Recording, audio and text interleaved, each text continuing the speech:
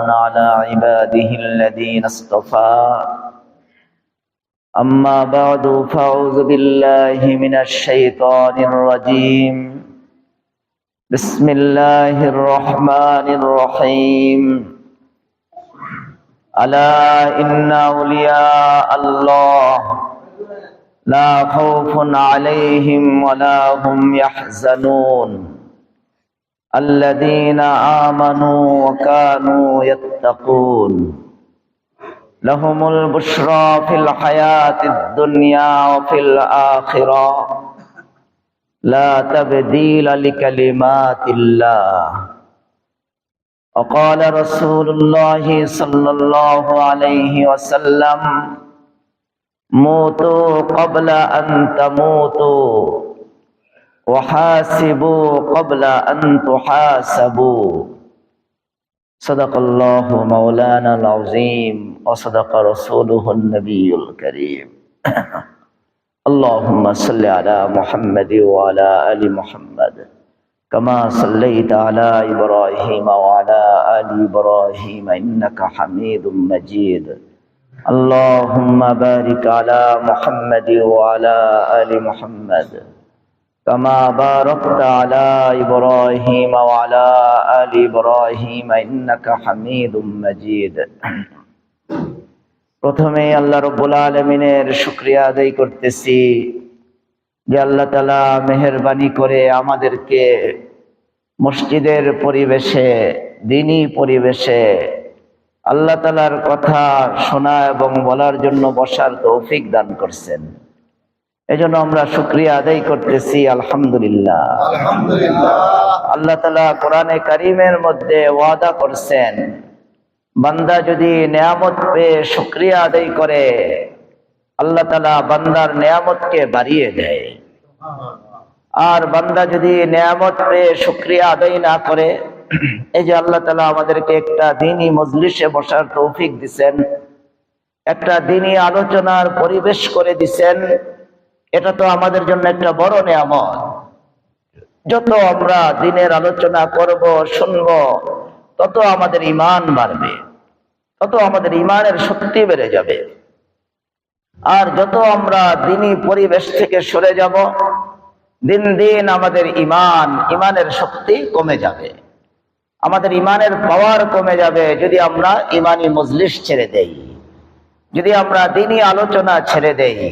এই দ্বীনি আলোচনাগুলি কত উপকারী, স্বয়ং আল্লাহ তাআলা কোরআনে কারীমের মধ্যে বলেন ওয়াদাক্কির ফাইন্নায যিকরা তানফাউল মুমিনিন। হে রাসূল, আপনি দ্বীনের কথা আলোচনা করেন, আমার বরত্বের কথা মানুষকে শোনান, আমার দ্বীন সম্পর্কে আলোচনা করেন। ফাইন্নায যিকরা তানফাউল মুমিনিন, আমার দ্বীনের আলোচনা, আমাকে নিয়ে আলোচনা, আমার বরত্বের আলোচনা, এটা মোমেনদের উপকার করে। যারা মোমেন তারা যত দ্বীনের কথা শুনবে, যত আল্লাহর বরত্বের কথা শুনবে, তত তাদের অন্তরের মধ্যে প্রশান্তি লাভ করবে। আর যে মুনাফিক, যার অন্তরের মধ্যে বক্রতা আছে, যে মুনাফিক, সে দ্বীনের আলোচনা শুনলে তার অন্তরের মধ্যে অশান্তি আসে। এজন্য আল্লাহ বলেন ওয়াদাক্কির ফাইন্নায যিকরা তানফাউল মুমিনিন। হে রাসূল, আপনি আমার কথা শোনান, আমার দ্বীনের আলোচনা করেন, এটা মুমিনদের ঈমান বাড়িয়ে দিবে, মুমিনদের উপকার করবে। এজন্য এই ধরনের মজলিসগুলি আমাদের জন্য অনেক উপকারী। যত আমরা এই সমস্ত দ্বীনি পরিবেশে বসব আমাদের ঈমানের পাওয়ার বাড়বে, ঈমান বাড়বে, ঈমানের শক্তি বেড়ে যাবে। এজন্য আমরা এই মজলিসগুলির কদর করব। আমরা এই মজলিসগুলিতে বসি কেন? যে আমরা আল্লাহর কথা বলবো, শুনবো, এই জন্য যেন আল্লাহ তাআলা এই আলোচনাগুলির উসিলায় আমাদের অন্তরের মধ্যে তাকওয়া দিয়ে দেয়, আল্লাহর ভয় দিয়ে দেয়, আল্লাহর খৌফ খশিয়ত দিয়ে দেয়। কোন বান্দা যদি আল্লাহকে ভয় করে, আল্লাহকে ভয় করে যদি কেউ চলে, সে যত নির্জনেই চলে যাক, যত নির্জনেই থাকুক, সে গুনাহ করতে পারবে না। গুনাহ করার সময় তার অন্তরে এটা উপস্থিত হবে কেউ দেখতেছে না, আল্লাহ আমাকে দেখতেছে। হযরত ওমর রাদিয়াল্লাহু তাআলা আনহু উনি শেষ রাত্রে, আমাদের তো প্রধানমন্ত্রী, এমপি, চেয়ারম্যান, একেবারে গ্রামের চেয়ারম্যান, উনিও একা বের হইতে পারে না। আর ওমর রাদিয়াল্লাহু তাআলা আনহু যিনি অর্ধ বিশ্বকে শাসন করছেন, শুধু বাংলাদেশের মতো একটা রাষ্ট্র না, সারা বিশ্বের অর্ধেক একা শাসন করছেন। একা উনি সারা বিশ্বের অর্ধেক পরিচালনা করছেন। এত বড় যিনি আমিরুল মুমিনিন, উনি শেষ রাত্রে 2টা বাজে 3টা বাজে মানুষের অবস্থা দেখার জন্য, মানুষের অবস্থা জানার জন্য, মানুষ কি অবস্থায় আছে, মদিনার লোকেরা কোনো কষ্টে আছে কিনা, কোনো গুনাহ প্রকাশ পাইতেছে কিনা, এজন্য হযরত আমিরুল মুমিনিন উনি রাস্তায় বের হয়ে যেতেন। উনি গলিতে গলিতে হাঁটতেন। এই বাচ্চাকে নিয়ে যান, বাচ্চাকে সরান, আপনি এখানে এসে একটু ওয়াজটা নষ্ট করতেছেন, বাচ্চাকে নিয়ে ওদিকে সরান, সবার ওয়াজ নষ্ট করে দিতেছে। হযরত আমিরুল মুমিনিন ওমর রাদিয়াল্লাহু তাআলা আনহু উনি গলিতে গলিতে হাঁটতেন এই জন্য যে মানুষের অবস্থা দেখবেন, যে মানুষের অবস্থা কি। উনি এক গলিতে হাঁটতেছেন, হঠাৎ শেষ রাত্রে, একেবারেই শেষ রাত্র, এই সময় অনেকেই ঘুমে, উনি দেখতেছেন একটা ঘরের মধ্যে একটা বৃদ্ধা মহিলা আর একটা ছোট অল্প বয়সের মেয়ের মধ্যে কথা হইতেছে। উনি কান লাগালেন যে ওদের বাড়িতে কি কোনো সমস্যা আছে কিনা, কি কথা তারা বলতেছে। কান লাগিয়ে শুনতেছেন যে বৃদ্ধা মা ছোট মেয়েকে বলতেছে, হে বেটি, হে আমার মেয়ে, আমরা যে উটের দুধ দহন করছি, এখানে কিছু পানি মিশিয়ে দাও, এখানে কিছু পানি মিশিয়ে দাও, তাহলে আমরা সকালবেলা 1 কেজি দুধকে যদি 1.5 কেজি বানায় ফেলতে পারি, 2 কেজি দুধকে যদি 3 কেজি বানাতে পারি, একটু টাকা বেশি পাইব। হে মেয়ে, এখানে পানি মিশিয়ে দাও। তখন ওই ছোট্ট মেয়েটা মাকে বলছে যে আম্মা, আপনি জানেন না, আমিরুল মুমিনিন হযরত ওমর রাদিয়াল্লাহু তাআলা আনহু উনি সমান জারি করছে, আদেশ জারি করছেন, কেউ যেন দুধের মধ্যে পানি না মিশায়। তখন ওই বৃদ্ধা মা, বয়স্কা মা, উনি মেয়েকে বলতেছে, আরে আমিরুল মুমিনিন কোথায় আর আমরা কোথায়? আমিরুল মুমিনিন তো ওনার বাসায়, আর আমরা হলাম এই গ্রামের এক জায়গার মধ্যে আমরা পড়ে আছি। আমরা যদি রাত্রে বেলা দুধের মধ্যে পানি মিশিয়ে দেই, আমিরুল মুমিনিন তো দেখবে না, তুমি তাড়াতাড়ি পানি মিশিয়ে দাও। তখন ওই মেয়ে মাকে উত্তরে বলছে যে মা, আমিরুল মুমিনিন আমাকে দেখবে না, আপনাকে দেখবে না, পৃথিবীর কেউ দেখবে না, কিন্তু আরশে আজিম থেকে আল্লাহ তো দেখবে। হযরত ওমর রাদিয়াল্লাহু তাআলা এই ঘরের মধ্যে দরজার মধ্যে একটা চিহ্ন লাগাইছেন। চিহ্ন লাগিয়ে উনি চলে গেছেন। সকালবেলা ওই বাড়িতে লোক পাঠাইয়া মা আর মেয়েকে ধরে নিয়ে গেছে। এখন মা তো বুঝছে যে নিশ্চয়ই ওমর জানছে, আমাদের রাত্রের ঘটনা মনে হয় জেনে ফেলছে যে আমি পানি মিশাইতে বলছি, আমাদের মনে হয় আজকে জেল জরিমানা কিছু একটা হয়ে যাবে। তো উনি গেছেন, আর ওমর রাদিয়াল্লাহু তাআলার কাছে যাওয়ার পরে ওমর রাদিয়াল্লাহু তাআলা বলতেছে, তোমার ওই মেয়েটা কোথায়? যেই মেয়ে বলছে যে আমিরুল মুমিনিন না জানলেও কে জানবে? আল্লাহ জানবে। কয় হুজুর, এইটাই আমার মেয়ে। হযরত ওমর রাদিয়াল্লাহু তাআলা বলতেছেন, তোমার এই মেয়ের মধ্যে তো কি আছে? তাকওয়া আছে, আল্লাহর ভয় আছে। এই দেখো, আমার একটা জওয়ান ছেলে, যুবক ছেলে আব্দুল্লাহ ইবনে ওমর, আমার এই ছেলেটাকে দিয়ে আমি তোমার মেয়েটাকে বিবাহ করাইতে চাই। এজন্য আমাদের সব কিছুর বড় মাকসাদ হলো আমাদের অন্তরে আল্লাহর ভয় নিয়ে আসা, তাকওয়া। আমাদের অন্তরে যদি আল্লাহর ভয় না থাকে, তাহলে আমরা ভালোভাবে চলতে পারবো না, আমরা ভালো থাকতে পারবো না। এজন্য আল্লাহ আমাদেরকে বলতেছেন, আলা ইন্না আউলিয়া আল্লাহ লা খাউফুন আলাইহিম ওয়ালা হুম ইয়াহজানুন আল্লাযীনা আমানু ওয়া কানু ইয়াত্তাকুন। আল্লাহ বলতেছেন, যারা আমার ওলি, হে আমার বান্দারা শুনে রাখো, যারা আমার ওলি, যারা আমার খাস বান্দা, লা খাউফুন আলাইহিম ওয়ালা হুম ইয়াহজানুন, তাদের কোনো ভয় নাই, তাদের কোনো চিন্তা নাই। দুনিয়াতেও তাদের কোনো ভয় নাই, আখিরাতেও তাদের কোনো চিন্তা নাই, ভয় নাই। যারা আমার ওলি হবে, আল্লাহ বলতেছে, আল্লাহ ওলির সংজ্ঞা দিতেছে।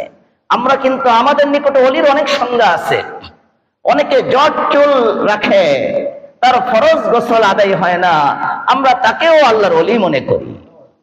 অনেকে লাল শালু পরে চলে, ঠিক মতো নামাজ নাই, রোজা নাই, মহিলাদেরকে সামনে বসায়া বসায়া বায়াত করে, আমরা তাকেও আল্লাহর ওলি মনে করি। আল্লাহ বলতেছেন যে না, তারা কেউ আল্লাহর আমার ওলি না। আমার ওলি কারা?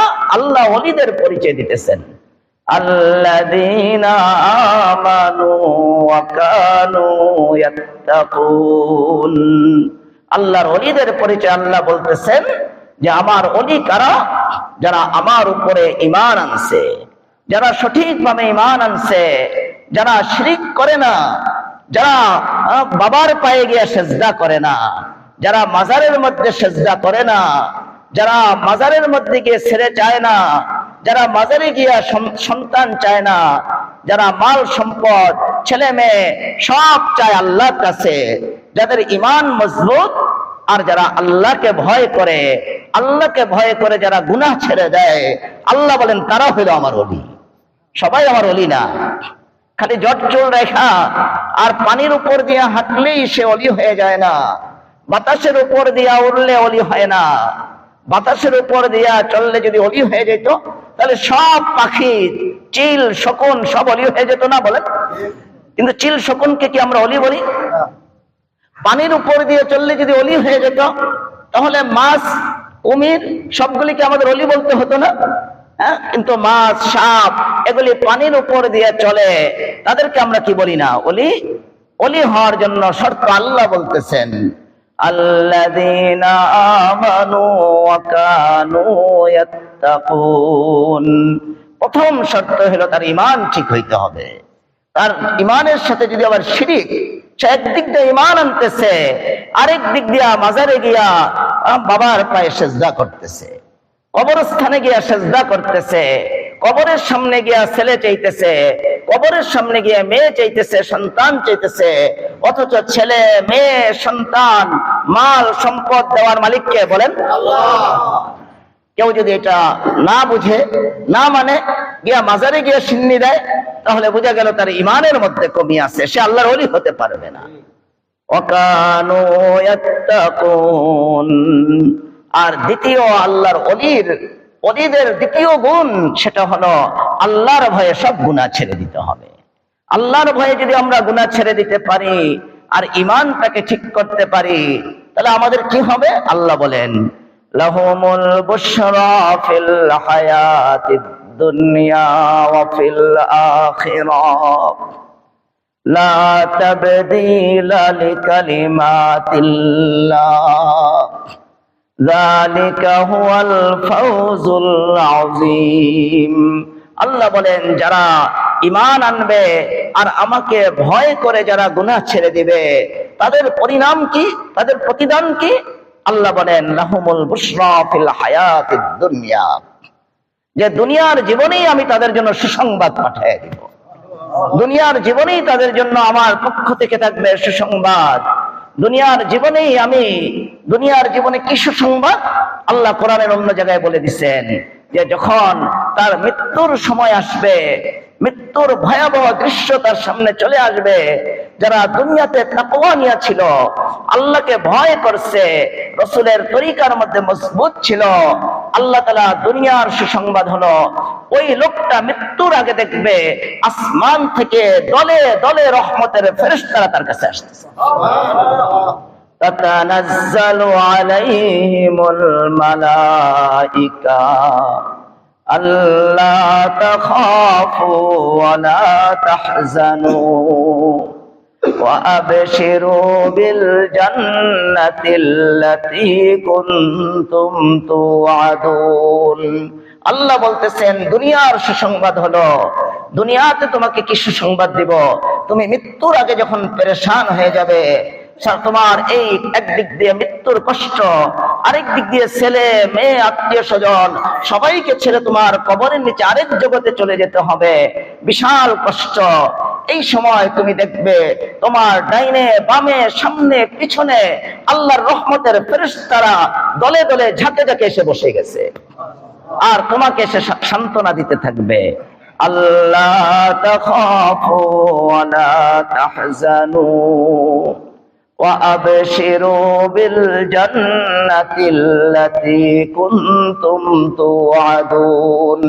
তারা তোমাকে সান্ত্বনা দিবে যে লা তাখাফু, যে তুমি কি চিন্তা করো, কিসের ভয় করতেছো, লা তাখাফু ওয়া লা তাহজানু, তুমি কোনো ভয় করো না, তুমি চিন্তাই করো না কবরের জীবনের হাসরের ব্যাপারে, তুমি কোনো ভয় কোনো চিন্তা করো না, বরঞ্চ তুমি আল্লাহর পক্ষ থেকে জান্নাতের সুসংবাদ গ্রহণ করো।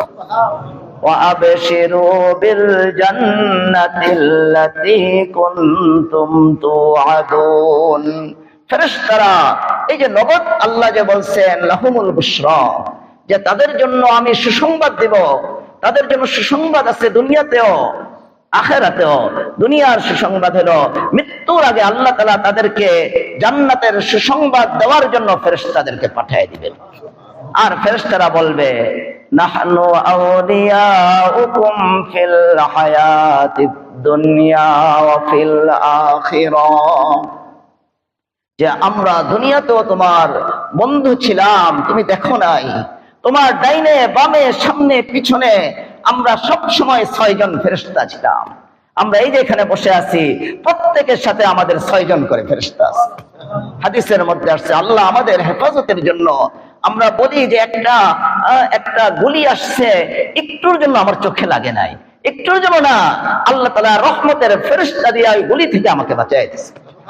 আমরা বলি উপর থেকে একটা ইট পড়ছে, একটুর জন্য আমার মাথায় পড়ে নাই, মাথায় পড়ার কথা ছিল কিন্তু পড়লো না, আশ্চর্য হয়ে গেলাম। আসলে একটু না, আল্লাহ তাআলা ওই ইটটা থেকে তোমার ওই যে 6 জন ফেরেশতা রাখছেন, ওই 6 জন ফেরেশতার মাধ্যমে তোমাকে ডাইনে বামে সামনে পিছনে উপরে নিচের বিপদ থেকে আল্লাহ আমাদেরকে রক্ষা করতেছে। ওই ফেরেশতারা বলবে নাহনু আউলিয়াউকুম ফিল হায়াতিদ দুনিয়া ওয়া ফিল আখিরাহ, যে আমরা দুনিয়াতেও তোমার বন্ধু ছিলাম, আর আখিরাতে কবরে আমরা তোমাকে ছেড়ে দিব না। আমরা যতক্ষণ পর্যন্ত কবরের মাটির উপরে তোমার জন্য জান্নাতের মখমল বিছানা না বিছাইতে পারবো, ততক্ষণ পর্যন্ত আমরা তোমার থেকে পৃথক হব না। নাহনু আউলিয়াউকুম ফিল হায়াতিদ দুনিয়া ওয়া ফিল আখিরাহ ওয়ালাকুম ফিহা মা তাশতাহি আনফুসুকুম ওয়ালাকুম ফিহা মা তাদউন। আর তুমি যে মারা যাইতেছো, চিন্তা করো না, আখিরাতে তো তোমার জন্য এমন জান্নাতের সুসংবাদ আমরা তোমাকে দিতেছি, সেখানে তুমি যাওয়ার পরে তোমার অন্তরে যে বিষয়টা উদয় হবে, শুধু অন্তরে অন্তরে একটু ধারণা হয়েছে যে আমি আপেল খাবো, তুমি দেখবে টাটকা আপেল তোমার সামনে উপস্থিত। তোমার অন্তরে অন্তরে শুধু উদয় হবে আমি আঙ্গুর খাবো, আমি এটা খাবো, আমি এইটা ভোগ করব, আমার পোশাকটা একটা এরকম যদি পোশাক আমি পেতাম, তুমি দেখবে তোমার সামনে তোমার অন্তরে যেটা উদয় হয়েছে আল্লাহ অটোমেটিক এটা তোমার সামনে উপস্থিত করে দিবে। ওয়ালাকুম ফিহা মা তাশতাহি আনফুসুকুম ওয়ালাকুম ফিহা মা তাদউন। আর তোমরা যা চাইবা তা তো আল্লাহ দিয়ে দিবে, মনে মনে যেটা উদয় হবে সেটাও দিয়ে দিবে, আর যেটা মুখ দিয়ে চাইবা এটাও দিয়ে দিবে। কেন দিবে এগুলি? নুজুলাম মিন গফুরির রহিম, এগুলি সব মহান যিনি ক্ষমাশীল, অনেক ক্ষমাশীল, অতি দয়াবান আল্লাহ তাআলার পক্ষ থেকে তোমার জন্য মেহমানদারি স্বরূপ হবে। এজন্য আমাদের এই জীবনের মধ্যে আমরা যা কাজ করি, তাবলীগ করি, আল্লাহর খাস বান্দাদের খানকায় যাই, এরকম ভাবে মাদ্রাসায় পড়াই, ইমামতি করি, মুয়াজ্জিনি করি, এই যে দিনের কাজগুলি আমরা করি, মজলিসে বসি, ওয়াজ নসিহত করি, শুনি, সব কিছুর মাকসাদ হলো আল্লাহর ভয় আমাদের অন্তরে পয়দা করা। আল্লাহর ভয় অন্তরের মধ্যে যদি পয়দা হয় তাহলে আমার সব হাসিল হয়ে গেল। আল্লাহ কোরআনে কারীমের মধ্যে বলেন, ওমাই ইয়াত্তাকিল্লাহা ইয়াজআল লাহু মিন আমরিহি ইউসরা। আল্লাহ বলেন, বান্দা তুমি যদি আমাকে ভয় করো, আমাকে ভয় করে যদি বান্দা তুমি গুনাহ ছেড়ে দাও, লাভ কি হবে? তোমার রাষ্ট্র পরিচালনা থেকে নিয়ে তোমার পরিবার পরিচালনা পর্যন্ত তোমার সব কাজকে আমি সহজ করে দিব। ومن يتق الله يجعل له مخرجا ويرزقه من حيث لا يحتسب। আল্লাহ অন্য জায়গায় বলেন, বান্দা তুমি যদি আমাকে ভয় করো, আমাকে ভয় করে যদি বান্দা তুমি গুনাহ ছেড়ে দাও, লাভ কি হবে? যে তোমার জীবনে যত সংকট আছে, তোমার জীবনে যত বিপদ আছে, যত ধরনের সংকীর্ণতা আছে, সব বিপদ, সব সংকট, সব সংকীর্ণতা থেকে বের হওয়ার রাস্তা আমি আল্লাহ তোমার জন্য করে দিব। ওয়ারযুকুহু মিন হাইসু লা ইয়াহতাসিব। আর দ্বিতীয় উপকার কি হবে? বান্দা তুমি যদি আমাকে ভয় করে গুনাহ ছেড়ে দাও, নাফরমানিটা যদি ছেড়ে দাও, দ্বিতীয় উপকার হবে আমি তোমাকে এমন স্থান থেকে রিজিক দান করব যার কল্পনাও তোমার ছিল না। কল্পনার অতীত জায়গা থেকে তোমার ধারণাও ছিল না যে তুমি আরব থেকে তোমার জন্য কোনো হাদিয়া আসবে। শাইখ জাকারিয়া রহমাতুল্লাহ আলাইহি উনি বলতেন যে আমার আব্বা আমাকে বাদশা বানায় দিয়ে গেছে। কারণ আমার আব্বা আমাকে অনেক বেশি পিটাইতো, খালি পিটাইতেন। একটা নতুন কাপড় পরছি, আমার আব্বা আমাকে প্রায় 20-30টা জুতা দিয়ে পিটা দিছে। নতুন কাপড়ের তোরা তো লোভ হইলো কেন? আমার আব্বা, ওনার আব্বা অনেক বড় বুজুর্গ আলেম ছিল, হযরত মাওলানা ইলিয়াস রহমাতুল্লাহ আলাইহির বড় ভাই হযরত মাওলানা ইয়াহইয়া রহমাতুল্লাহ আলাইহি। আমি এগুলি বুঝতাম না। আমার আব্বা এত শাসন করে আমাকে খালি পড়াইতেন, আর কথা বলতে দিতেন না, কারোর সাথে মিশতে দিতেন না। আমি মনে করতাম আমার আব্বা মনে আমাকে দেখতে পারে না। এখন যখন আমি দেখি সারা বিশ্বের লোক, আরবের লোকেরা পর্যন্ত, আমি আরবে গেলে তারা লাইন ধরে আমার কাছে হাদিস পড়তে আসে। সারা বিশ্ব থেকে লোক আমার কাছে হাদিস পড়ার জন্য আসে। আর আমার পায়ের জুতা থেকে নিয়ে মাথার টুপি পর্যন্ত, মাথার টুপি থেকে নিয়ে পায়ের জুতা পর্যন্ত, এমনকি সারা বৎসর জমজমের পানি পান করার জন্য আরবের বাদশা এগুলি আমার জন্য পাঠায় দেয়। আমি এখন অনুভব করি আমার আব্বা ওই শাসন আমাকে করে, এমন ভাবে মাদ্রাসায় আমাকে সংশোধন করে করে পড়িয়ে আমাকে কোনো ক্ষতি করে নাই, আমাকে পৃথিবীর বড় বাদশা বানায় দিয়েছে। আমরা তো মনে করি যে আমরা তাকওয়ার সাথে চললে, ভালোভাবে চললে আমরা মনে ঠকে যাব, আমাদের মনে অভাব দেখা দিবে, খাদ্য মনে হয় পাবো না। উনি বলছেন যে ওনার যে পায়ের জুতাটা পর্যন্ত আরব থেকে আসতো, পায়ের জুতাটা পর্যন্ত ওনার আরব থেকে আসতো। ওমাই ইয়াত্তাকিল্লাহা ইয়াজআল লাহু মিন আমরিহি ইউসরা ওমাই ইয়াত্তাকিল্লাহা ইয়াজআল লাহু মাখরাজা ওয়া ইয়ারযুকুহু মিন হাইসু লা ইয়াহতাসিব। আল্লাহ বলতেছেন, যদি তুমি আমাকে ভয় করো বান্দা, আমাকে ভয় করে যদি তুমি গুনাহ ছেড়ে দাও, তাহলে একটা বড় ফায়দা হবে, তোমার রিজিকের অভাব আমি দূর করে দিব।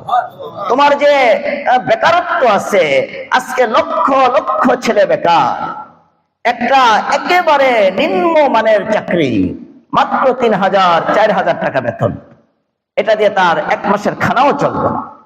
এই চাকরিটার জন্য পেপারে আসছে 5,000 শুধু MA পাস ছেলে এই চাকরিটা পাওয়ার জন্য দরখাস্ত করছে।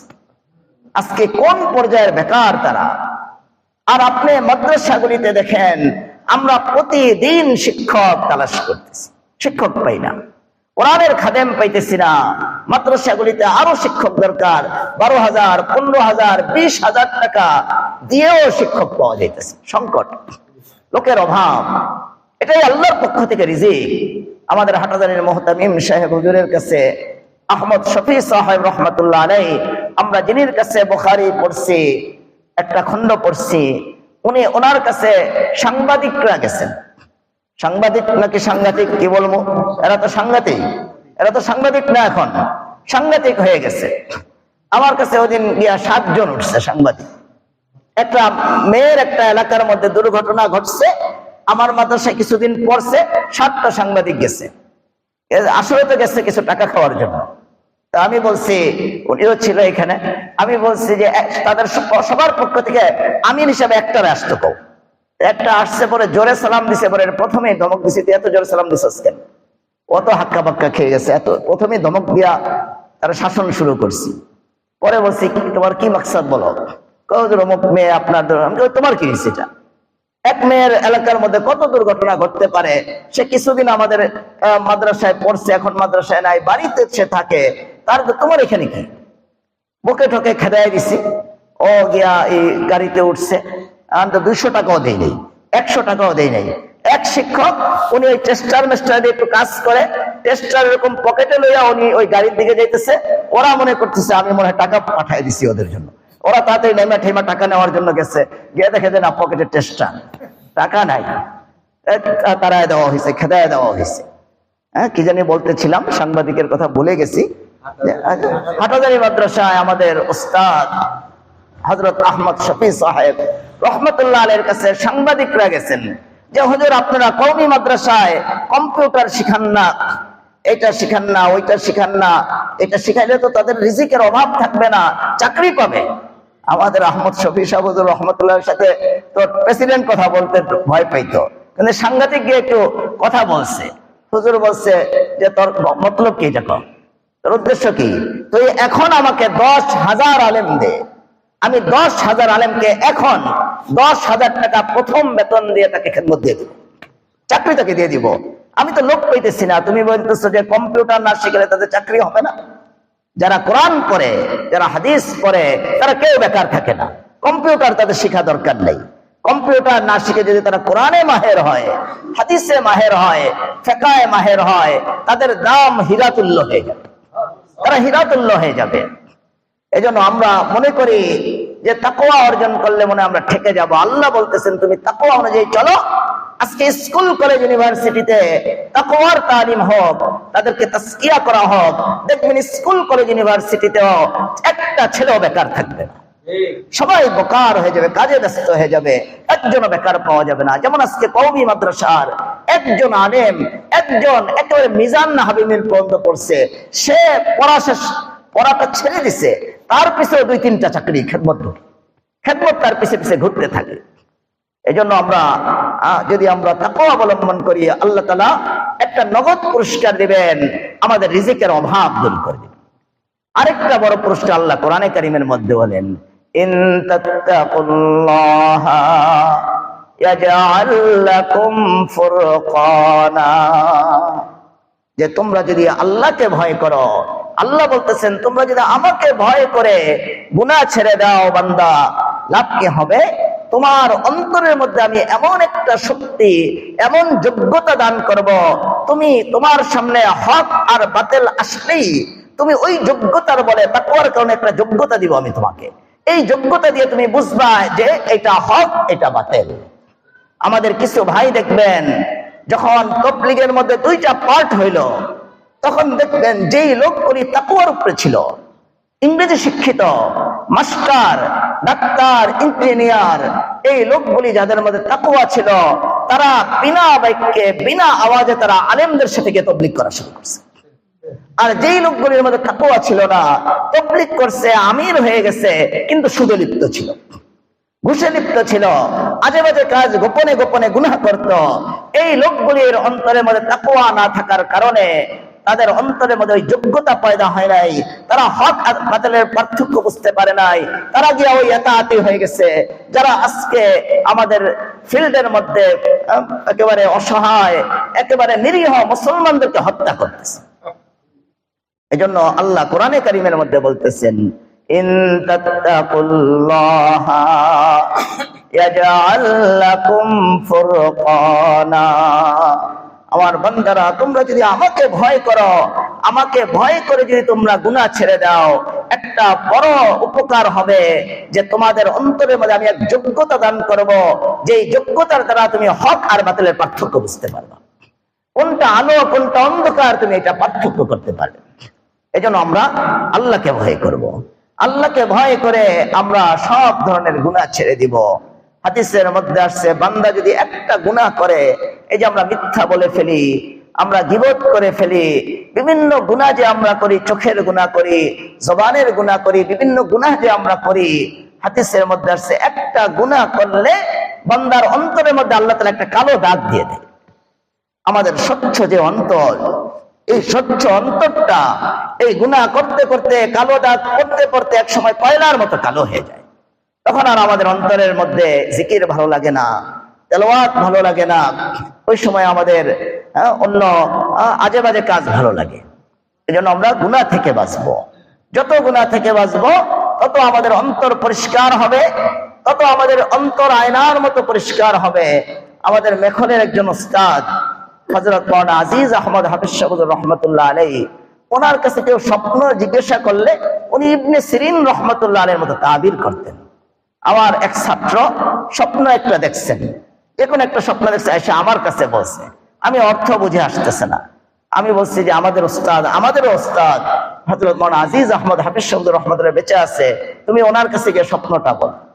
তো ওনার কাছে গিয়ে স্বপ্ন বলার পরে উনি বলতেছে, আমি কোনো তাবির করব না, ইনশাল্লাহ আজকে এই দিনগত যে রাত্রটা আসতেছে, এই রাত্রের মধ্যে তুমি আবার ইনশাল্লাহ এই স্বপ্নটা দেখবা, আর এই স্বপ্নের মধ্যে তোমার অর্থ করে দেওয়া হবে।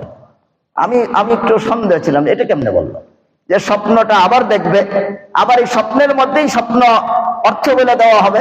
আমার একটু সন্দেহ লাগছে, আমি অপেক্ষায় রয়েছি কখন আবার রাত্র গিয়ে সকাল হবে, আমি ছেলের জিজ্ঞাসা করব। আল্লাহর ওলিদের কারামত, কারামতুল আউলিয়া হকুন, আল্লাহর ওলিদের কারামত আছে। আল্লাহর ওলিদের অন্তরের মধ্যে অনেক কিছু এলকা করে দেয়, অনেক কথা আল্লাহ ঢেলে দেয়, এটা গায়েবের খবর না। তো আমি ওই ছেলেটা যখন পরের দিন সকালবেলা তাকে ডাকছি, ডেকে জিজ্ঞাসা করছি, হুজুরে তো বলছে এই স্বপ্নটা তুমি আবার দেখবা, তুমি কি স্বপ্নটা দেখছো? আর স্বপ্নের মধ্যে কি স্বপ্নের অর্থটা বলে দেওয়া হয়েছে? সে আমার বললো, তো হুজুর হুবহু এই স্বপ্নটা আমি আজকে এই রাত্রে আবার দেখছি, আর একটু পার্থক্য, আগের দিন তো স্বপ্নের অর্থ আমি আর দেখি শুনি বুঝি নাই, কিন্তু আজকে রাত্রে যে স্বপ্নটা দেখছি, এই স্বপ্নের মধ্যে এই স্বপ্নের অর্থ বলে দেওয়া হয়েছে। অথচ হুজুর তো বলে দিচ্ছেন যে তুমি দেখবা। আমার একটু লাগলো, আমি হজরতের কাছে গেলাম। আমাদের হজরত অনেক বড় ব্যক্তি ছিলেন, মানুষ ওনাকে চিনতেন না, গোপন থাকতেন, মানুষ থেকে গোপন থাকতেন। আল্লাহর কিছু খাস বান্দা, তারা মানুষের থেকে গোপন থাকে, তারা নিজেকে প্রচার করে না, নিজেকে বেশি প্রকাশ করে না। তা আমি হজরতের কাছে গিয়ে বললাম, হুজুর এরকম স্বপ্নের তাবির তো আমি কাউকে করতে দেখি না। আমরা ইতিহাসে পড়ছি ইবনে সিরিন রহমাতুল্লাহ আলাইহি এরকম তাবির করতেন। হযরত এইভাবে কিভাবে তাবির করেন, আমি এটার হাকিকত জানতে চাই। এটা বলার পর হুজুরে বলছেন, আমাকে ধরে একটা কথা বলছেন, যেটা স্বর্ণাক্ষরে লিখে রাখার মতো, যে সাব্বির, তুমি যদি গুনাহ ছাড়তে ছাড়তে আর আল্লাহর জিকির করতে করতে তুমি যদি অধিক পরিমাণে জিকির করতে থাকো আর অধিক পরিমাণে গুনাহ ছেড়ে দাও, তাহলে একদিন তোমার অন্তর আয়নার মতো পরিষ্কার হয়ে যাবে, আর ওই দিন তুমিও আমার মতো বা ইবনে সিরিন রাহমাতুল্লাহ আলাইহির মতো তুমিও এরকম স্বচ্ছ তাবির করতে পারবে। আমি ঠিকই, যে এটাই তো কথা, যে আসলে তো অন্তর ময়লা হয় গুনাহের দ্বারা, অন্তর পরিষ্কার হয় জিকিরের দ্বারা। হযরত আমাকে বলছে, তুমি জিকির করতে করতে আর গুনাহ ছাড়তে ছাড়তে যখন তুমি অধিক পরিমাণে এই দুই কাজ করবে, তখন তোমার অন্তর আয়নার মতো পরিষ্কার হয়ে যাবে, তখন তুমিও এরকম তাবির করতে পারবে, এরকম স্বপ্নের অর্থ তুমিও বলতে পারবে। এই জন্য আমরা আজকে তো নষ্ট হয়ে গেছি গুনাহ করতে, আমাদের জবান ঠিক নাই, জবানের ব্যবহার ঠিক নাই, আমাদের চোখের ব্যবহার ঠিক নাই। আজকে কত কঠিন হয়ে গেছে। বড় বড় মানুষ তারাও বলে যে হুজুর চেষ্টা তো করি, কিন্তু চোখের গুনাহ করি। একজন বড় ব্যক্তি, যিনি আমার বয়সের চেয়ে কম হবে না, আবার জানি মানি মানুষ, অনেক দিনের কাজও করে। উনি একদিন আমার একসাথে পড়ালেখা করছি, বললো যে সব পারি। আমারে বলতেছে, সাব্বির ভাই সব পারি, কিন্তু চোখের গুনাহ ছাড়তে পারি না। মোবাইল খুললেই তো চোখের গুনাহ করি। এজন্য আজকে আমাদের তো আসলে গুনাহ বেশি হয়ে যায়। যত গুনাহ হইতেছে তত আমরা আল্লাহর থেকে, আল্লাহর রহমত থেকে আমরা দূরে সরে যাইতেছি। এই জন্য রাসূল আকরাম সাল্লাল্লাহু আলাইহি সাল্লাম আমাদেরকে বলতেছেন ক্বালা রাসূলুল্লাহ সাল্লাল্লাহু আলাইহি ওয়াসাল্লাম মুতু ক্বাবলা আন তামুতু ওয়া হাসিবু ক্বাবলা আন তুহাসাবু আও কামা ক্বালা আলাইহিস সালাতু ওয়াস সালাম। আল্লাহ রাসূল আমাদেরকে বলতেছেন তুমি মৃত্যুর পূর্বে মৃত্যুর প্রস্তুতি নাও। মৃত্যুর পরে যদি তুমি মনে করো মৃত্যুর প্রস্তুতি নিবে, এটা কোনোদিন সম্ভব না। একটা বাচ্চা যদি মার পেটে যখন সে আসে, তখন যদি তার চোখ না হয়, তার যদি শ্রবণ শক্তি না ফুটে, তার যদি এরকম কথা বলার শক্তি না হয়, জন্ম থেকে যদি একটা ব্যক্তি বোবা হয়ে আসে, একটা অঙ্গহানি হয়ে আসে, এই পৃথিবীতে মার পেট থেকে আসার পরে তার এই অঙ্গটা পৃথিবীর কোন শক্তি তাকে দিতে পারে না।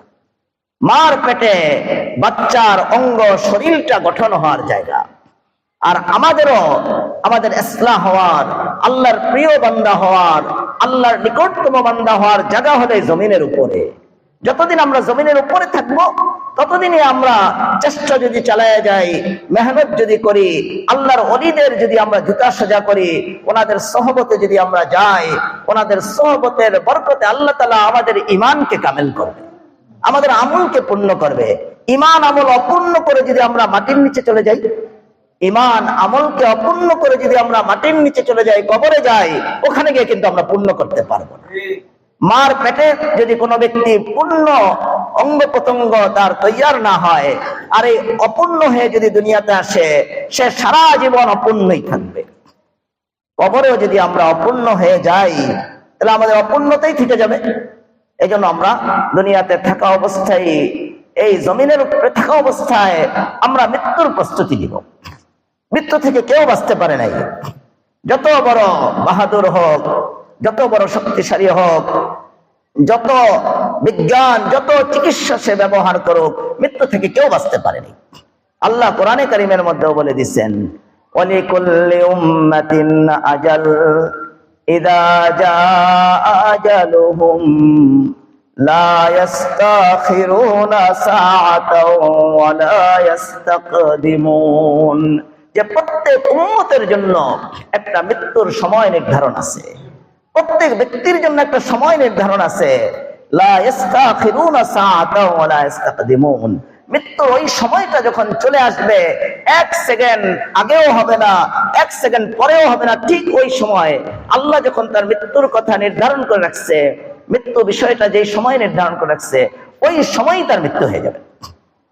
আল্লাহ তাআলা অন্য জায়গার মধ্যে বলেন তুমি যেখানেই পালাও, তুমি যদি কোনো একেবারে সুরক্ষিত অট্টালিকার মধ্যে, তুমি কোনো অট্টালিকার মধ্যে যদি পালিয়ে থাকো, সেখানেও তোমার কাছে মৃত্যু চলে যাবে। আইনামা তাকুনু ইউদরিকুমুল মাউত ওয়ালাউ কুনতুম ফি বুরুজিম মুশাইয়াদা। এজন্য আমরা মৃত্যুর থেকে যেহেতু পালাইতে পারবো না, আমাদের মৃত্যুর প্রস্তুতি নিতে হবে। মৃত্যুর বড় প্রস্তুতি হলো গুনাহ ছেড়ে দেওয়া। আমরা যে গুনাহগুলি করি, আমরা হয়তো মনে করি এগুলি কে দেখবে, আমি তো ঘরের দরজা আটকে গুনাহ করি, আমি তো সুরক্ষিত কোনো জায়গায়, কেউ আমাকে দেখে না, এটা কে দেখবে? আল্লাহ কোরআনে কারিমের মধ্যে বলছেন কেউ দেখা লাগবে না, কেউ দেখা লাগবে না। তুমি যে গুনাহ করতেছ, এই প্রত্যেকটা গুনাহের যে তুমি করতেছো, প্রত্যেকটা গুনাহের বিষয়ে তোমার বিরুদ্ধে সাক্ষ্য হইতেছে চারটা জিনিস। এক নম্বর, আমরা যে জমিনে গুনাহ করি, যে স্থানে আমরা গুনাহ করি, কিয়ামতের দিন ওই স্থান, ওই জমিন, ওই ঘর আল্লাহ তাআলার কাছে সাক্ষ্য হয়ে দাঁড়াবে যে আল্লাহ এই জমিনের মধ্যে, এই মাটির মধ্যে বসে, দাঁড়িয়ে, শুয়ে এসে গুনাহ করছিল, আল্লাহ তাকে শাস্তি দেন। আল্লাহ কোরআনের মধ্যে বলেন ইয়াউমাইদিন তুহাদ্দিসু আখবারহা। যে বান্দা তুমি যে গুনাহ করো, তুমি যেই জমিনে গুনাহ করো, ওই জমিন ওদিন আমার সাথে কথা বলবে, ওই মাটি আমার সাথে কথা বলবে। মাটি আমার সাথে কথা বলে একথা সাক্ষ্য দিবে যে এই মাটির উপরে দাঁড়িয়ে বা বসে বা শুয়ে সে গুনাহ করছে, আল্লাহ তাকে শাস্তি দেন। ওই সময় আমার বিরুদ্ধে সাক্ষ্যর জন্য কোনো ক্যাসেট লাগবে না, রেকর্ড লাগবে না। আল্লাহ অন্য জায়গার মধ্যে বলেন এই যে আমরা হাত দিয়ে গুনাহ করি, পা দিয়ে গুনাহ করি, চোখ দিয়ে গুনাহ করি, কিয়ামতের দিন এই হাত, পা, চোখ আমাদের বিরুদ্ধে সাক্ষ্য দিবে। আল্লাহ বলেন, আল ইয়াউমা নাখতিমু আলা আফওয়াহিহিম ওয়া তুকাল্লিমুনা আইদিহিম ওয়া তাশহাদু আরজুলুহুম বিমা কানু ইয়াকসিবুন। আল্লাহ বলেন, কিয়ামতের দিন অপরাধীদের মুখের মধ্যে আল্লাহ তাআলা সিলমোহর মেরে দিবে। অপরাধীদের মুখের মধ্যে আল্লাহ তাআলা সিলমোহর মেরে দিবে যে তোমার কোনো কথা আমি শুনবো না। কে কথা বলবে? আল্লাহ বলেন, আল ইয়াউমা নাখতিমু আলা আফওয়াহিহিম ওয়া তুকাল্লিমুনা আইদিহিম ওয়া তাশহাদু আরজুলুহুম বিমা কানু ইয়াকসিবুন। যে অপরাধীদের মুখের মধ্যে আমি সিলমোহর মেরে দিব, তাদের কোনো কথা শুনবো না। তাদের হাত, তাদের পা তাদের বিরুদ্ধে আমার কাছে সাক্ষ্য দিবে। হাত ডেকে ডেকে বলবে, আল্লাহ এই হাত দিয়ে সে এরকম কলম চালিয়ে সে ঘুষের পক্ষে সে লেখালেখি করছে, সে আল্লাহ এই কলম চালিয়ে সে জুলুম করছে, আল্লাহ এই হাত দিয়ে সে অন্য অমুককে মারছে, এই হাত দিয়ে অমুককে পিটাইছে, এই পা দিয়ে অমুককে অত্যাচার করছে, এই পা দিয়ে হেঁটে হেঁটে ওই সিনেমা হলে গেছে, ওই গুনাহের স্থানে গেছে। হাত পা আমাদের বিরুদ্ধে সাক্ষ্য দিবে। আর তৃতীয় সাক্ষ্য কি হবে? আল্লাহ কোরআনে কারীমের মধ্যে বলেন, তৃতীয় সাক্ষ্য হবে আমাদের কাছে যে ফেরেশতা আছে কিরামান কাতিবিন, ওনারা কিয়ামতের দিন আমাদের বিরুদ্ধে সাক্ষ্য দিবে। আল্লাহ বলেন, কিরামান কাতিবিনা ইয়ালামুনা মা তাফআলুন। তোমাদের সাথে যে কিরামান কাতিবিন ফেরেশতা আছে, তারা কিন্তু তোমরা যা করতেছ, ভালো খারাপ যা করতেছ সব তারা জানে, সব তারা সংরক্ষণ করতেছে। কিয়ামতের দিন তারা এগুলি খুলে দিবে আমার সামনে। চতুর্থ সাক্ষ্য কি হবে? আল্লাহ কোরআনে কারীমের মধ্যে বলেন, মা লিহাযাল কিতাব লা ইউগাদিরু সাগীরাতাও ওয়ালা কাবীরাতান ইল্লা আহসাহা। যে কিয়ামতের দিন আল্লাহ তাআলা আমাদের সামনে আমলনামা খুলে দিবে, যে দেখো বান্দা, তোমার আমলনামাটা দেখো, তুমি চোখের ইশারায় যে জুলুম করছো, গুনাহ করছো, দেখো এখানে সব লেখা আছে। অপরাধীরা তারা আফসোস করে বলবে, মা লিহাযাল কিতাব লা ইউগাদিরু সাগীরাতাও ওয়ালা কাবীরা। এটা কেমন কিতাব, এটা কেমন আমলনামা, যে আমার জীবনে যত ছোট বড় যত গুনাহ করছি একটাও ছুটে নাই, সব লিপিবদ্ধ করে দেওয়া হয়েছে। সব গুনাহ আমাদের আমরা দেখতে থাকবো চোখের ইশারায়, একেবারে সামান্য সামান্য যে গুনাহগুলি করছি সেগুলো সব লেখা। এজন্য আমরা আল্লাহ তাআলার কাছে তওবা করে নিব, ইস্তেগফার করে নিব, আমরা গুনাহের থেকে আমরা তওবা করে নিব, গুনাহের থেকে আমরা খুব এদিক সরে যাব। কথা বলতেছে কে? কথা এখানে বলতেছে, ঈশ্বরের মধ্যে বসে মত কথা বলে, ওয়াজে বসে শুরু করে কথা। তোমার এই মোবাইলের কি 1 মিনিট? মোবাইলে কি আধা ঘন্টা পরে তুমি কথা বলো, ওয়াজ টেলে নষ্ট করে দাও। কোনোদিন এগুলি করতে নেই। আপনার এই মোবাইলের কি আপনার ব্যাটারি থেকে আগুন লেগে গেছে? একটা মোবাইল আসলে দপ করে ধরে ফেলায়। আমরা এই ওলামায়ে কেরাম বসা এক একজনের 17টা 18টা 20টা 200 300 মাদ্রাসা চালায়, তাদের মোবাইল কই? আমাদের খালি ব্যস্ততা, গ্রামে চা বিক্রি করি আমার ব্যস্ততা, ব্যবসা করি আমার খালি ব্যস্ততা, আর হুজুরদের ব্যস্ততা নাই। আমরা এগুলি বুঝবো, আদব শিক্ষা করবো, মজলিসের আদব নষ্ট করবো না। এই যে একটা আদব নষ্ট করলেন আপনি, এটা তো গুনাহ হয়েছে আপনার। কোনোদিন মজলিসে মোবাইল ধরবেন না, মোবাইল বন্ধ করে ফেলবেন। শয়তান ওই সময় ওয়াসওয়াসা দিবে আপনার বন্ধুকে তখন ওইখানে গিয়ে ওয়াসওয়াসা দিয়ে আপনার কাছে মোবাইল করাবে। দেখবেন আপনার মোবাইল আসে না, যেই ওয়াজে বসছেন দেখবেন মোবাইল আসা শুরু করছে। এটা দেখেন, আপনি পরীক্ষা করে দেখেন। আপনি মোবাইল বন্ধ করে বসেন, আর না হলে শয়তান আপনার বন্ধুকে, আপনার স্ত্রীকে প্ররোচনা দিবে যে এখন তোর জামাইয়ের কাছে মোবাইল কর। আপনার ছেলেকে প্ররোচনা দিবে তোর বাপের কাছে মোবাইল কর। আপনি দেখেন বয়ানে বসার লগে লগে দেখবেন মোবাইল আসা শুরু করছে। আগে আসে নাই, নামাজে এসে দাঁড়াইছেন আর মোবাইল আসা শুরু করছে। দেখেন 2 মিনিট আগেও মোবাইল আসে নাই। যেই মাত্র নামাজে দাঁড়াইছেন এই আসা শুরু করছে মোবাইল। শয়তান তো অনেক কিছু পারে, আমাদের একেবারে রগ রেশায় ঢুকতে পারে। এগুলো আমরা একটু সংযত হইব, এত বেশি ব্যবহার করব না। কেউ মোবাইল করলে লগে লগে রিসিভ করবো না, সাথে সাথে রিসিভ করার কি দরকার? নামাজের মধ্যে অনেকে চায় মনে হয় রিসিভ করে ফেলতে। যদি কোনো ডক্টর ফতোয়া দিয়ে ফেলায়, আজকাল ডক্টরদের যে নতুন নতুন ফতোয়া, গত পরশু দিন এক যুবক আসছে, অল্প বয়সের যুবক, হুজুর একটা সুন্দর মাসালা পাইছি। আমি কি মাসালা? হুজুর এক ডক্টর ফতোয়া দিছে পিছনের রাস্তা দিয়ে যদি বাতাস বের হয়, যদি আওয়াজ না হয় আর দুর্গন্ধ না ছাড়া, তাহলে ওযু ভাঙবে না। বলেন নাউজুবিল্লাহ মিয়া, এটা ডক্টরি মাসালা না শয়তানি মাসালা? বলেন। আর ডক্টরের তো অনেক মাসালা, ডক্টররা তো একের পর এক মাসালা দিয়েই যেতেছে। আজকে ডক্টরদের মাসালা শুনা আগে আমরা কবলাল জুমা অনেক ভাইয়েরা পড়তেন, কবলাল জুমা ছেড়ে দিছে। বাদাল জুমা সবাই পড়তো, আল্লাহ রাসূল পড়ছেন, সাহাবা ইকরাম পড়ছেন। আর এই ডক্টরদের কথা শুনে আপনি এখন কবলাল জুমা বাদাল জুমা ছেড়ে দিছেন। আগে আপনার দাড়ি ছিল, সাহাবীদের অনুসরণে আপনার দাড়ি লম্বা ছিল। এখন আপনি ডক্টরদের কথা শুনে দাড়ি আপনি করাতের মতো ছোট করে কেটে ফেলছেন। বিপদ হয়েছে নাকি স্ত্রীর? বলেন। এখন আপনি করাতের মতো যে দাড়ি রাখছেন, আপনার বউ তো ডরাই যাবে মিয়া, আপনার বউ তো ক্ষতি হয়ে যাবে মিয়া। আপনি করাতের মতো এখন দাড়ি রাখতেছেন। আপনি ডক্টরদের কথা শুনে আমি আশ্চর্য হয়ে গেছি এই মাসালা শুনে, যে পিছনের রাস্তা দিয়ে বাতাস বের হবে আর যদি দুর্গন্ধ না ছড়ায় আর আওয়াজ না হয়, তাহলে তার ওযু ভাঙবে না, এটা দিয়ে নামাজ পড়তে পারবে। বলেন, এটা কি খুব ভালো কথা বলছে নাকি? কেউ যদি এইভাবে এটাকে হালাল মনে করে নামাজ পড়ে, তার ঈমান নষ্ট হয়ে যায়। আজকে তো আমরা আল্লাহই জানেন ডক্টররা কোন সময় কোন ফতোয়া দিয়ে দেয়, না জানি কবে এই ফতোয়া দিয়ে দেয় যে তোমার মোবাইলটা অনেক জরুরি জিনিস, মোবাইল যদি আসে নামাজের মধ্যে, তুমি মোবাইলে কথা বইলা তুমি নামাজ পড়ো, দিয়েও দিতে পারে এই ফতোয়া। কিছুদিন পরে আসতে পারে, অপেক্ষা করেন। এগুলো ডক্টরদের অনেক ফতোয়া আসতেছে। এই জন্য আল্লাহ কোরআনের মধ্যে বলছেন, ইন্নামা ইয়াখশাল্লাহা মিন ইবাদিহিল উলামা।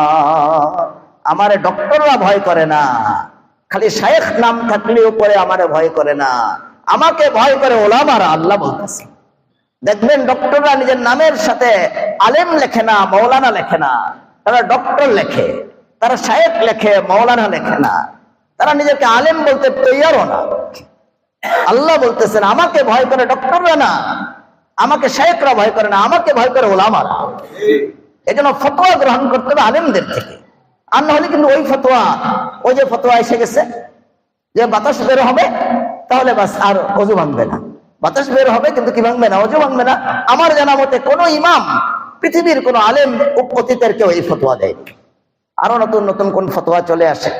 এই জন্য আমরা সতর্ক থাকবো, সব ফিতনায় আমরা জড়ায় যাইব না। অনেকরা আমি ওসিয়ত করছি যে তুমি আর নেটে ওয়াজ শুনো না, আর নেটে বেশি বয়ান শুনো না। বেশিরভাগ নেটের মধ্যে যে বয়ানগুলি চলতেছে, আল্লাহ মাফ করেন, সেগুলি তো ওই যুক্তিবাদীদের, যারা চুক্তি করে টাকার বিনিময়ে বয়ান করতেছে।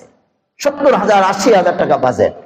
আমি জিজ্ঞাসা করলাম কি বলে, আধা ঘন্টা শুধু হাসাইতে শোয়া ফেলায়, আর আধা ঘন্টা কান্দাইতে আবার শোয়া ফেলায়। এটা তো এই ক্যানভাসারি, এটা তো বয়ান না, এটা তো ক্যানভাসারি করতেছে সে। আল্লাহ মাফ করেন, আজকে ওয়াজ, আল্লাহ রাসূল বলছেন, কেউ যদি ওয়াজ এই জন্য করে যে মানুষ তার প্রতি আকৃষ্ট হবে, মানুষ তার ভক্ত হবে, এই নিয়তে যদি কোনো বক্তা ওয়াজ করে, আল্লাহ রাসূল বলতেছেন ওই বক্তার ফরজ নফল কোনো আমল আল্লাহ কবুল করবে। হাদিসের মধ্যে আমার সামনে যে হাদিসের কিতাব ফয়জুল কালাম আছে, মুফতি ফয়জুল্লাহ সাহেব রাহমাতুল্লাহ আলাইহির লেখা, মেখল মাদ্রাসার প্রতিষ্ঠাতা, উনি এখানে এই হাদিস আনছেন, যেই বক্তা নিজেকে প্রচার করার জন্য, নিজেকে প্রসার করার জন্য, নিজের নাম দামের জন্য বয়ান করবে, তার কোনো ফরজ নফল কোনো ইবাদত আল্লাহ কবুল করবে। হাদিসের মধ্যে আসছে, আল্লাহ রাসূল বলেন, যেই বক্তা বয়ান করে কিন্তু নিজে আমল করে না, কিয়ামতের দিন আল্লাহ তাআলা ওই বক্তার জিহ্বাকে আগুনের কেচি দিয়ে কেটে দিবে। এজন্য আমরা সবাই তাকওয়া অর্জন করব। তাকওয়া আসে আল্লাহর ওলিদের সোহবতের দ্বারা, আল্লাহর ওলিদের কাছে, আল্লাহর খাস বান্দাদের, ওলামাদের কাছে। ইসলামপুর আপনাদের কাছে, ইসলামপুর মাদ্রাসায় এখনো আমাদের হযরত জি সন্দীপ সাহেব রহমতুল্লাহ সোহবতে একটা আলেমগণ আছেন। এরকম ভাবে আমাদের দত্তপাড়া মাদ্রাসায় আল্লামা বশিরউদ্দিন শাহ হুজুরের মতো আলেম এখনো বিদ্যমান। ওনাদের কাছে যে আমাদের তাকওয়া শিখতে হবে। তাকওয়া এটা এমনি এমনি আসে না, তাজকিয়া এমনি এমনি আসে না। এই যে গুনাহ আমরা করতেছি, আমাদের বিরুদ্ধে 4টা বড় বড় সাক্ষ্য যে দাঁড়ায় যেতেছে, এটা আমরা মুছবো কিভাবে? মুছার তো কোনো শক্তি আমাদের হাতে নাই, একটাই শক্তি, যদি আমরা তওবা করি। আল্লাহ কোরআনে কারীমের মধ্যে সেই তওবা আমাদের শিখাই দিয়েছেন। আফু আন্না ওয়াগফির লানা ওয়ারহামনা আনতা মাওলানা ফানসুরনা আলাল কওমিল কাফিরিন। যে আল্লাহ আফু আন্না, আমরা আল্লাহ অনেক গুনাহ করে ফেলছি, আমরা গুনাহ করে আমাদের বিরুদ্ধে এই জমিনকে সাক্ষ্য বানিয়ে ফেলছি, আমাদের বিরুদ্ধে ফেরেশতাদেরকে সাক্ষ্য বানিয়ে ফেলছি, আমাদের বিরুদ্ধে আমাদের আমলনামাকে সাক্ষ্য বানিয়ে ফেলছি, আমাদের বিরুদ্ধে আমাদের হাত পাকে সাক্ষ্য বানিয়ে ফেলছি। আল্লাহ আপনি দয়া করে ওয়াফু আন্না আই উমহু আসারা যুনুবিনা, আমাদের গুনাহের যত চিহ্ন, আমাদের গুনাহের ব্যাপারে আমাদের বিরুদ্ধে যত দলিল আছে, যত সাক্ষ্য আছে, আল্লাহ সব দলিলগুলিকে, সব চিহ্নগুলিকে, আমাদের গুনাহের চিহ্নগুলিকে সব আল্লাহ মুছে দেন।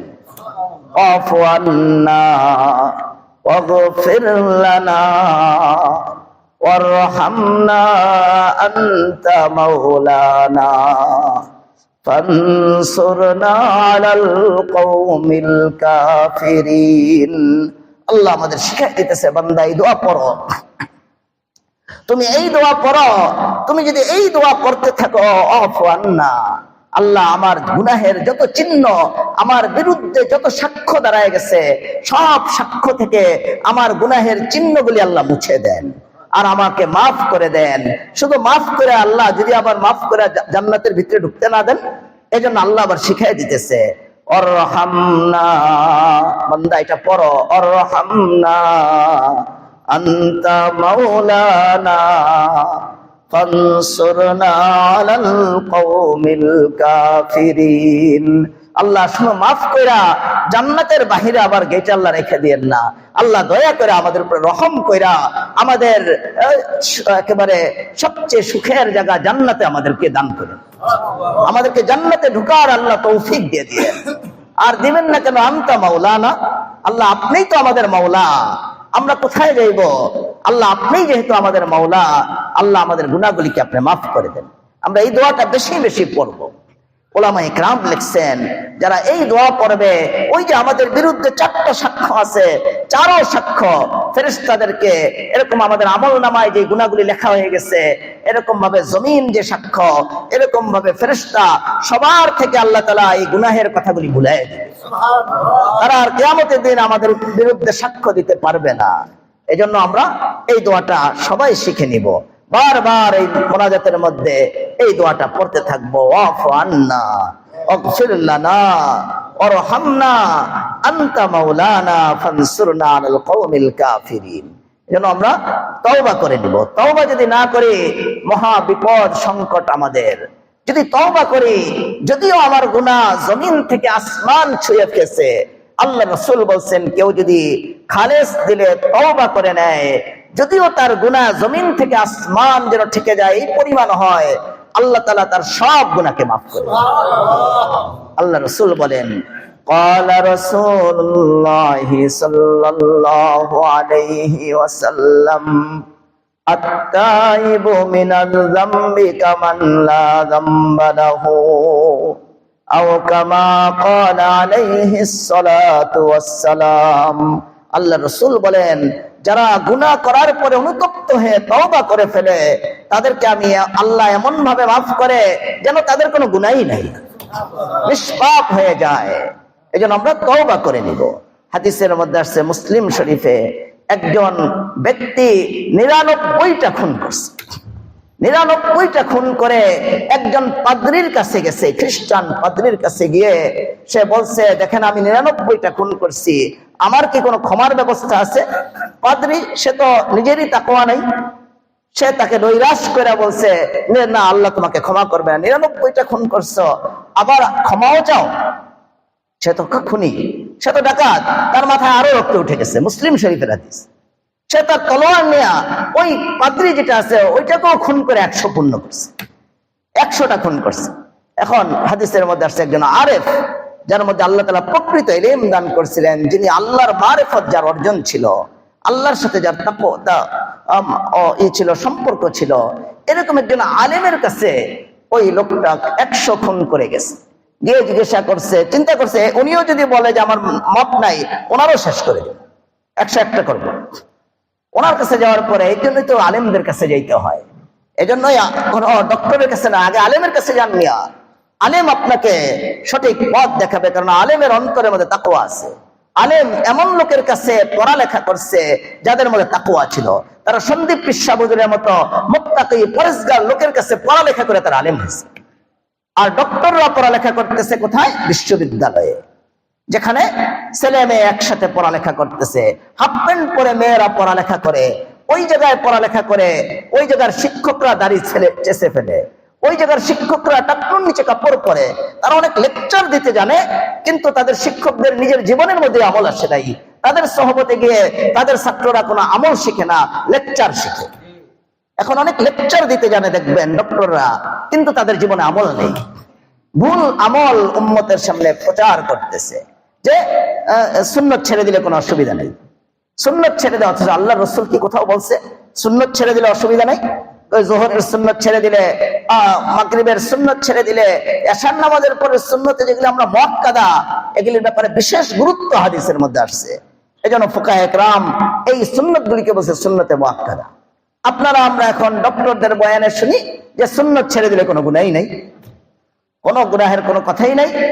মানুষকে আরো উদ্বুদ্ধ করা হইতেছে সুন্নত ছেড়ে দেওয়ার উপর। অথচ কোরআন ও হাদিসে বারবার আমাদেরকে সতর্ক করছে আল্লাহর রসুলের সুন্নতকে আঁকড়ায় ধরো।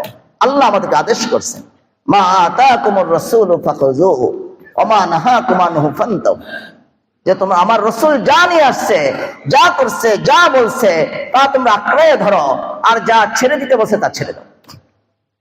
এই জন্য আমরা আমাদের জীবনের মধ্যে ওই 100 খুন করার পরে আলেমের কাছে গেছে, আমরা আলেমদের কাছে যাইব। আরেফ আলেমের কাছে যাওয়ার পরে বলছে, হুজুর আমি 100টা খুন করছি, আমার কি ক্ষমার কোনো ব্যবস্থা আছে? ওই আলেম, ওনার তো আরেফ, উনি আলেম, আল্লাহর ভয় আছে, উনি ওই যুবকের মাথার মধ্যে হাত দিয়ে বলছে, আরে আল্লাহ আরহামুর রাহিমিন, তুমি তো 100টা, তুমি যদি 1000ও খুন করে থাকো, আর তুমি যদি একেবারেই অনুতপ্ত হয়ে তওবা করো, আল্লাহ তোমার 100 খুনের গুনাহ মাফ করে দিবে। সুবহানাল্লাহ। বাকি তোমাকে আমি একটা পরামর্শ দেই, ওই আরেফ আলেম উনি ওই যুবককে, ডাকাতকে বলছে, তোমাকে একটা পরামর্শ দেই, তুমি শুধু তওবা করাটাই সীমাবদ্ধ না, তুমি তওবা করো, আর তুমি যে ডাকাতদের পল্লীতে আসো, তুমি তওবা করে ডাকাতদের পল্লীতে গেলে আবার ডাকাতরা তোমাকে আবার ডাকাত বানাবে, আবার খুন করাবে। তুমি এই পল্লী থেকে, এই গুনাহের জায়গা থেকে, গুনাহের গ্রাম থেকে, ওই যেখানে আল্লাহর খাস বান্দাদের গ্রাম, ওই গ্রামে তুমি চলে যাও। হাদিসের মধ্যে আসছে, মুসলিম শরীফের হাদিস, ওই ডাকাত, ওই খুনি, তার ভিতরে তওবার জজবা, সে ওই আলেমের হাতে তওবা করে উনি দৌড় দিচ্ছেন যে আমি আল্লাহর খাস বান্দাদের গ্রামে চলে যাব। ওনার গ্রামে এই যাওয়ার পথে আল্লাহ তাআলা এই খুনি যিনি তওবা করছে তার মৃত্যু দিয়েছে। যেই মৃত্যু হয়েছে, দোনো দিকের ফেরেশতা, হাদিসের মধ্যে আসছে জান্নাতের ফেরেশতা, জাহান্নামের ফেরেশতা, দোনো দল ফেরেশতা চলে আসছে। জান্নাতের ফেরেশতারা বলতেছে, আমরা তাকে জান্নাতে নিয়ে যাব, সে 100 খুন করুক না, সে তো তওবা করছে, আমরা তাকে, তার রূহকে আমরা জান্নাতে নিয়ে যাব, ইল্লিনে নিয়ে যাব। আর জাহান্নামের ফেরেশতা, আযাবের ফেরেশতারা বলতেছে যে না, সে 100 খুন করছে, তাকে আমরা ছেড়ে দিব না, তার রূহকে আমরা সিজ্জিনে নিয়ে যাব, আমরা জাহান্নামে নিয়ে যাব। আল্লাহ আসমান থেকে আর শাজিম থেকে দোনো তবকা ফেরেশতাকে থামাইছে, তোমাদের ঝগড়া করার দরকার নাই, আমি তোমাদেরকে একটা ফয়সালা করে দেই। সে যে যেখানে মারা গেছে তার এই লাশটা থেকে ওই যেটা আল্লাহ ওয়ালাদের পল্লী, আমার খাস বান্দাদের গ্রাম, ওই গ্রামটা আর ডাকাতদের গ্রাম, এইটাকে মাপো, মেপে দেখো তার লাশের কাছে কোন গ্রামটা আছে। আমার খাস বান্দাদের গ্রামের কাছে তার লাশ, না গুনাহগার ডাকাতদের গ্রামের কাছে তার লাশ? আসলে কিন্তু তার লাশটা হলো ডাকাতদের গ্রামের কাছে, আর ওই আল্লাহওয়ালাদের গ্রাম অনেক দূরে। কিন্তু আল্লাহ তাআলার ইচ্ছা হলো আমার এই বান্দা তওবা করছে, আমার তাকে মাফ করতে হবে। আল্লাহ তাআলা আল্লাহওয়ালাদের, আল্লাহর নেক বান্দাদের গ্রামকে আল্লাহ তাআলা আদেশ করছে আমার এই বান্দাকে মাফ করতে হবে। হে গ্রাম, হে আমার নেককারদের গ্রাম, তোমরা কাছে চলে আসো তার। আর ডাকাতদের গ্রাম, তুমি আমার কুদরতে, আমার হুকুমে তুমি দূরে চলে যাও। ফেরেশতারা মাপছে, মেপে দেখতেছে তার লাশটা ওই ডাকাতদের গ্রাম থেকে অনেক দূরে, আর আল্লাহর নেক বান্দাদের গ্রামের কাছে। নেককার ফেরেশতারা, আল্লাহর জান্নাতের ফেরেশতারা, রহমতের ফেরেশতারা তার রূহটাকে রেশমি কাপড় দিয়ে পেঁচিয়ে জান্নাতে চলে গেছে। জন্য আমরা যদি তওবা করে নেই, আমাদের বিরুদ্ধে সাক্ষ্য হয়ে গেছে অনেক, কিন্তু যদি আমরা তওবা করে নেই, খালেস ভাবে যদি তওবা করে ফেলি, তাহলে আল্লাহ তাআলা আমাদের সব গুনাহকে মাফ করে দিবে। কিন্তু তওবার জন্য শর্ত হলো অনুতপ্ত হওয়া এবং মৃত্যুর আগ পর্যন্তের জন্য ওই গুনাহ ছেড়ে দেওয়া। এজন্য আমরা সবাই তওবা করে নিব, ইস্তেগফার করে নিব, আল্লাহর দিকে রুজু হইব। খুব আমরা ওলামাদের কাছে বেশি বেশি যাইব। আপনাদের এই এলাকাতেও আলহামদুলিল্লাহ কত বড় আলেমে দ্বীন এখানে বসে আছে। উনি হাফিজি হুজুরকে পাইছে, উনি পীরজি হুজুরকে পাইছেন। আমরা ওনাদের কোনো সহবতি পাইনি, আমরা ছোট ছিলাম তখন, ঠিক মতো দেখি নাই। কত বড় আল্লাহর খাস বান্দাদেরকে পাইছেন। এত বড় বড় আল্লাহর খাস বান্দারা আপনাদের এলাকায় আছে, পাশে ইসলামপুর মাদ্রাসাও আছে। আমরা ওলামাদের সাথে সম্পর্ক রাখবো। আল্লাহ তাআলা ওলামাদের অন্তরে খাস তাকওয়া, তহারত, শক্তি রাখছেন। ওনাদের কাছে যত আমরা যাইব, তত আমাদের দিল পরিষ্কার হবে, আমাদের অন্তরে তাকওয়া আসবে। আল্লাহ আমাদের সবাইকে কবুল করেন। আল্লাহ এই মাহফিলকে ভরপুর কবুল করেন। আল্লাহ আমাদের সবার জীবনকে তাকওয়া, তহারত দ্বারা পরিপূর্ণ করে দেন। আল্লাহ আমাদের যাদের যত সমস্যা, সব সমস্যার আসান সমাধান করে দেন।